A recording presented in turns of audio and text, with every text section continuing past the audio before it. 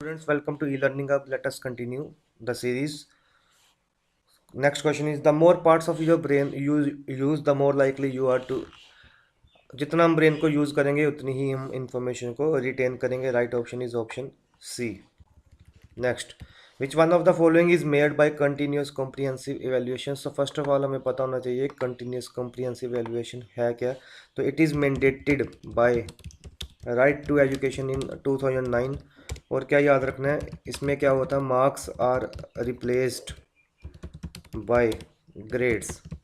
और इसका एम क्या था, aim is to decrease the workload, aim is to decrease workload by continuous evaluation. तो ये चीज़ें आपने याद रखनी है. तो कंटिन्यूस कॉम्प्रिहेंसिव इवेल्युएशन से हम क्या मेयर करते हैं, होलिस्टिक डेवलपमेंट. होलिस्टिक डेवलपमेंट क्या होती है, ओवरऑल डेवलपमेंट ऑफ स्टूडेंट. तो वो कैसे मेयर होगी, अगर हम उसकी कंटिन्यूस कॉम्प्रिहेंसिव इवैल्यूएशन करेंगे तभी ही वो मेयर होगी. Next question, the conclusion of A deductive argument. Deductive argument क्या होता है, अब ये पता होना चाहिए. डिडक्टिव आर्ग्यूमेंट, अगर दो स्टेटमेंट्स दी गई हैं, दोनों ट्रू हैं, तो कंक्लूजन फॉलो करे, 100% फॉलो करे, तो उसको हम बोलते हैं डिडक्टिव आर्ग्यूमेंट. और अगर दो स्टेटमेंट्स दी गई हैं और कंक्लूजन 100% फॉलो ना करे तो वो होता है inductive argument.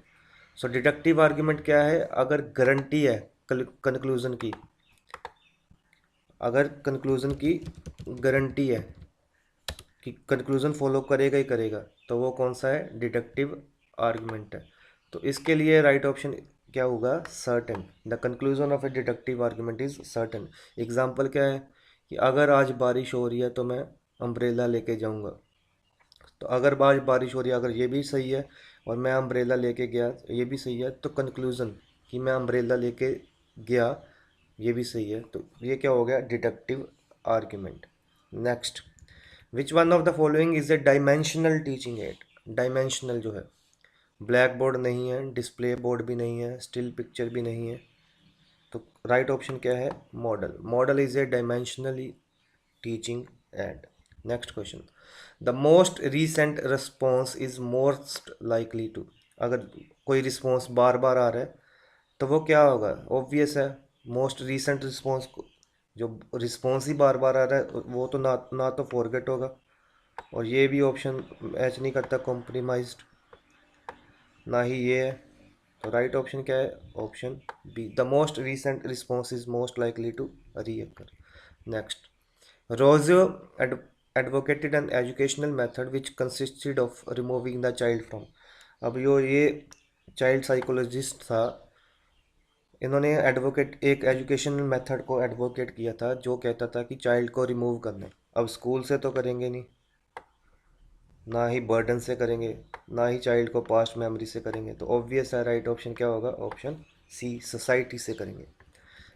Next, child psychologist के नाम दिए गए हैं, तो हमें बताना है कि किसने कहा था कि removing child from their mother's care and raising them as wards of the state.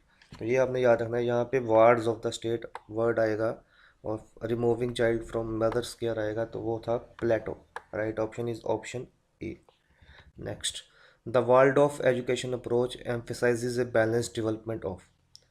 Balance development किसकी चाहिए, हेड की भी चाहिए, हार्ट की भी चाहिए, हैंड्स की भी चाहिए. तो ये आपने याद रखना है, the world of education approach emphasises a balance development of, option D. Next, Plato believe that talent and intelligency are distributed genetically. ये तो नहीं सही. ज़रूरी नहीं है कि अगर जेनेटिकली देखा जाए कि किसी पेरेंट में टैलेंट और इंटेलिजेंस था तो उसके चाइल्ड में भी होगा, ये नहीं है. डिस्ट्रीब्यूटेड जेंडर वाइज, ये भी नहीं है. क्यों, क्योंकि मेल फीमेल में ऐसा कुछ नहीं है कि अगर मेल है तो टैलेंट होगा, फीमेल है तो टैलेंट होगा. नॉट डिस्ट्रीब्यूटेड जेंडर वाइज, ये स्टेटमेंट ठीक है लेकिन ये प्लेटो ने नहीं कही थी. तो प्लेटो ने कहा था, प्लेटो ने बिलीव किया था कि talent and intelligency are not distributed genetically. ये चीज़ आपने याद रखनी है, ये बहुत इंपॉर्टेंट क्वेश्चन है. Next, a priori knowledge is a knowledge that is non independent of. Priori knowledge कैसी होती है, इसके लिए हमें कोई भी एक्सपीरियंस नहीं चाहिए. So right option is option C. Thank you for watching. Channel को सब्सक्राइब